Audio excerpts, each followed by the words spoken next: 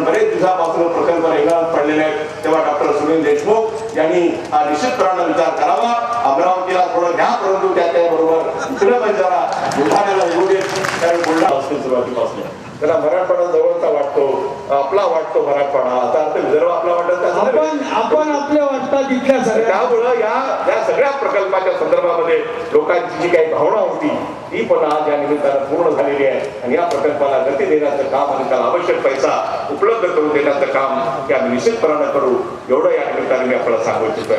मित्रांनो, एकच शेवटी मी सांगणार आहे, परत मुंबई अशी साधारणपणे जवळपास 1300 किलोमीटर भाषण तर आता कार्यक्रमाला मला येता येईल की नाही अशी शंका निर्माण झाली होती. परंतु साधारणतः कार्यक्रम म्हटल्यानंतर टाळणं मोठा अवघड असते, कारण ते कुठलाही कार्यक्रम सहजपणाने करत नाही, मनात न करतात, प्रेमाने करतात, काही शिल्लक ठेवत नाही. त्यांनी सगळं मला जाहिराती मुंबईत आणून दाखवलं, म्हणजे येतो नक्की येतो. तुम्ही एवढा उत्साह तुमच्यामध्ये आहे की खरं म्हणजे असा उत्साही कार्यकर्ता फार अभावाने बघायला मिळतो. मनापासून प्रेम करणारा, सर्वस्व वाहून टाकणारा अशा प्रकारचा कार्यकर्ता अभावाने आपल्याला मिळतो. आणि मला आनंद आहे, मी एवढं सांगेन आनंदाजी तुमचं भविष्य उज्ज्वल आहे,